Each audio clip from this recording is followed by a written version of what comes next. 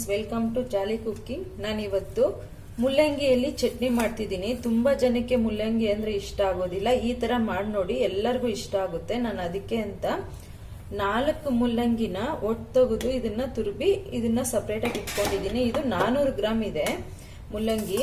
ಈಗ ಅದಕ್ಕೆ ಕೊತ್ತಂಬರಿ ಸೊಪ್ಪು, ಕರಿಬೇವಿನ ಸೊಪ್ಪು, ಹಸಿಮೆಣಸಿನಕಾಯಿ, ಒಣಮೆಣಸಿನಕಾಯಿ, ಬೆಳ್ಳುಳ್ಳಿ ಮತ್ತೆ ಕಟ್ ಮಾಡಿಟ್ಟಿರೋ ಈರುಳ್ಳಿ. ನಾನು ಇದಕ್ಕೆ ಕೊಬ್ಬರಿ ಯೂಸ್ ಮಾಡ್ತಿದ್ದೀನಿ. ಕೊಬ್ಬರಿ, ಹುಣಸೆ ಹಣ್ಣು ಮತ್ತೆ ಅರಿಶಿನ, ನಾನು ಜೀರಿಗೆ ಯೂಸ್ ಮಾಡ್ತಾ ಇದ್ದೀನಿ, ಮತ್ತೆ ಉಪ್ಪು. ಇಷ್ಟು ಯೂಸ್ ಮಾಡಿ ನಾವು ಮಾಡೋಣ. ಈಗ ನಾನು ಸ್ಟಾರ್ಟ್ ಮಾಡ್ತಾ ಇದ್ದೀನಿ. ಈಗ ನಾವು ಇದಕ್ಕೆ ಈ ಬೆಳ್ಳುಳ್ಳಿ ಮತ್ತೆ ಹುಣಸೆ ಹಣ್ಣು, ಕೊಬ್ಬರಿ ಮತ್ತೆ ಕೊತ್ತಂಬರಿ ಸೊಪ್ಪು, ಹಸಿಮೆಣಸಿನಕಾಯಿ, 1/4 ಸ್ಪೂನ್ ಅಷ್ಟು ಅರಿಶಿನ, ಇದರಲ್ಲಿ ಮುಲ್ಲಂಗಿ ನಾವು ತುರ್ಬಿಟ್ಟಿದೀವಲ್ಲ, ಇದರಲ್ಲಿ ಅರ್ಧ ಭಾಗದಷ್ಟು ಮುಲ್ಲಂಗಿನ ನಾನು ರುಬ್ಬೋದಕ್ಕೆ ಯೂಸ್ ಮಾಡ್ತಿದ್ದೀನಿ. ಇನ್ನು ಅರ್ಧ ಭಾಗನ ನಾನು ಯಾವ ತರ ಯೂಸ್ ಮಾಡ್ತೀನಿ ಅಂತ ತೋರಿಸ್ಕೊಡ್ತೀನಿ ನೋಡಿ. ಇದನ್ನ ಹಾಕಿದ್ದೀನಿ. ಇದಕ್ಕೆ 1 ಸ್ಪೂನ್ ಅಷ್ಟು ಉಪ್ಪು ಹಾಕ್ತಾ ಇದ್ದೀನಿ. ಜೀರಿಗೆ 1/4 ಸ್ಪೂನ್ ಯೂಸ್ ಮಾಡ್ತಾ ಇದ್ದೀನಿ.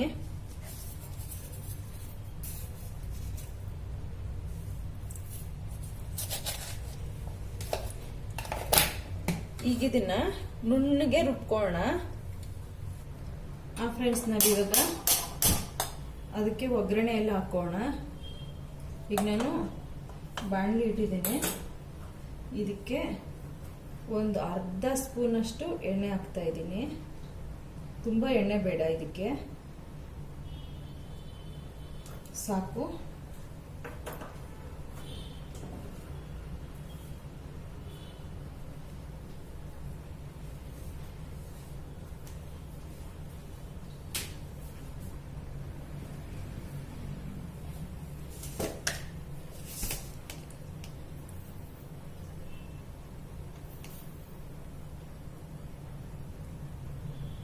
ಈಗ ಎಣ್ಣೆ ಕಾದಿದೆ. ಇದಕ್ಕೆ ಸಾಸಿವೆ ಆಗಿದೆ. ಈಗ ನಾನು ಕರಿಬೇವಿನ ಸೊಪ್ಪು ಹಾಕ್ತಾ ಇದ್ದೀನಿ.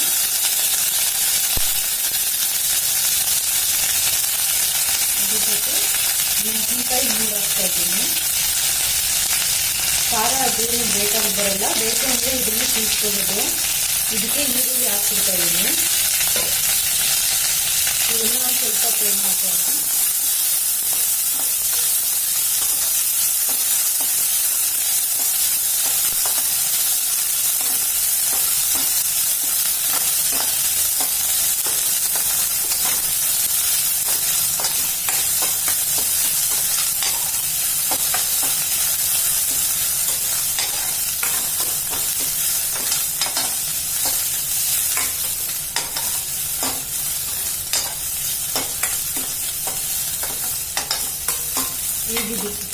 ಇದಕ್ಕೆ ನಾವು ಮುಲ್ಲಂಗಿ ಏನು ಮಿಕ್ಕಿದ ಅರ್ಧ ಭಾಗ ಮುಲ್ಲಂಗಿ ಇಟ್ಟಿದ್ವಿ, ಅದನ್ನು ಇದಕ್ಕೆ ಹಾಕೊಂಡಿರೋಣ.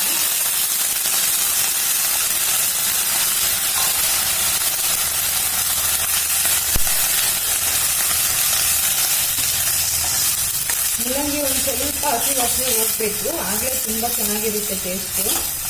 ಹಾಗೆ ಯಾರಿಗೂ ಮುಲ್ಲಂಗಿ ಅಂದ್ರೆ ಬೇಜಾರು ಅನ್ಸಲ್ಲ.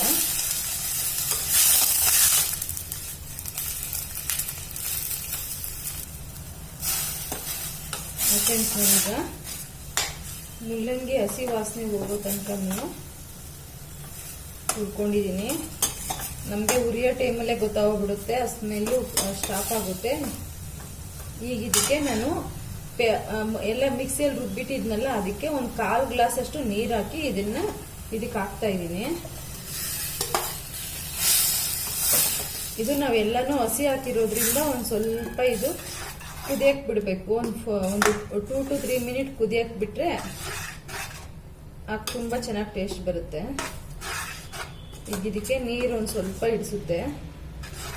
ನೀವು ಇದನ್ನ ಅನ್ನ, ರಾಗಿ ಮುದ್ದೆ ಮತ್ತೆ ಚಪಾತಿ ಜೊತೆ ಕೂಡ ತಿನ್ಬೋದು. ತುಂಬಾ ಚೆನ್ನಾಗಿರುತ್ತೆ ಕಾಂಬಿನೇಷನ್. ನಿಮ್ಗೆ ಏನು ಊಟ ಮಾಡಕ್ ಆಗೋದಿಲ್ಲ ಮತ್ತೆ ಲೇಟ್ ಆಗುತ್ತೆ ಅನ್ನೋ ಟೈಮಲ್ಲಿ ಇದೊಂದು 15 ನಿಮಿಷದಲ್ಲೇ ಫಿನಿಶ್ ಆಗುತ್ತೆ ಇದ್ರ ವರ್ಕು.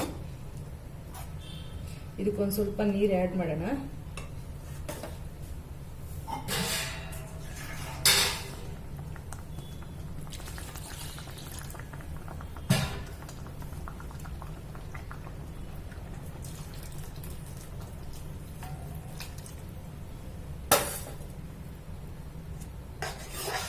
ನೋಡಿ, ಒಂದು 4 ಜನಕ್ಕೆ ಸರ್ವ್ ಮಾಡ್ಬೋದು ಇದನ್ನ.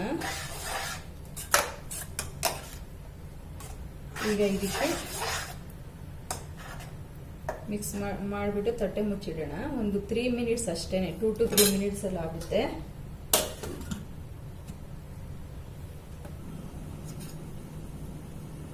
ಫ್ರೆಂಡ್ಸ್, ಈಗ ನೋಡೋಣ. ನಾನು ಸೆಂಟ್ರಲ್ಲಿ ಒಂದು 2 ಸಲ ಇದನ್ನ ಮಿಕ್ಸ್ ಮಾಡ್ಕೊಂಡಿದ್ದೀನಿ. ರೆಡಿ ಆಗಿದೆ. ನಿಮ್ಗೆ ಇದೇ ಅದಕ್ಕೆ ಮಾಡ್ಕೋಬೇಕು ಅಂತ ಏನು ಇಲ್ಲ. ನಾವು ಬೇಕಾದ್ರೆ ಇನ್ನೂ ಸ್ವಲ್ಪ ನೀರಾಗೂ ಮಾಡ್ಕೋಬಹುದು, ಇಲ್ಲ ನಮ್ಗೆ ಆ ಥರ ಇಷ್ಟ ಆಗಲ್ಲ ಅಂದ್ರೆ ಇನ್ನೂ ಒಂದು ಸ್ವಲ್ಪ ತಿಕ್ಕಾಗೂ ಮಾಡ್ಕೋಬಹುದು ಇದನ್ನ. ನನಗೆ ಈ ಅದಕ್ಕೆ ಮುದ್ದೆಗೆ ತುಂಬಾ ಚೆನ್ನಾಗಿರುತ್ತೆ, ಅದಕ್ಕೋಸ್ಕರ ನಾನು ಈ ತರ ಮಾಡ್ಕೊಂಡಿದ್ದೀನಿ. ರೈಸ್ಗೆ ಬೆಳಗ್ಗೆ ಹೊತ್ತು ಬಾಕ್ಸ್ ಹಾಕೊಂಡೋದ್ರೆ ಅಂತೂ ಮಧ್ಯಾಹ್ನ ಲಂಚ್ ಆರೋದ್ರು ರೈಸ್ ತಿನ್ಕೋಬಹುದು ಇದನ್ನ. ನೀವು ನೈಟ್ ಮುಲ್ಲಂಗಿ ತುರು ಬಿಟ್ಕೊಂಡ್ರೆ ನಿಮ್ಗೆ ಮಾರ್ನಿಂಗು 10 ಮಿನಿಟ್ಸ್ ಅಲ್ಲಿ ಇದಾಗ್ಬಿಡುತ್ತೆ. ಈಗ ನಾವು ಇದನ್ನ ಸ್ಟವ್ ಆಫ್ ಮಾಡ್ಕೋಣ. ಸ್ಟವ್ ಆಫ್ ಮಾಡ್ಕೊಂಡು ಇದಾಗಿದೆ ಆಲ್ರೆಡಿ. ಅಷ್ಟೇ, ನನಗೆ 3 ಮಿನಿಟ್ಸ್ ಹಿಡಿಸ್ತು ಅಷ್ಟೇನೆ. ಹಸಿ ವಾಸನೆ ಹೋಗೋದೊಂದೇ ಇದು ಇಂಪಾರ್ಟೆಂಟು. ಈಗ ಸರ್ವ್ ಮಾಡ್ಕೋಣ.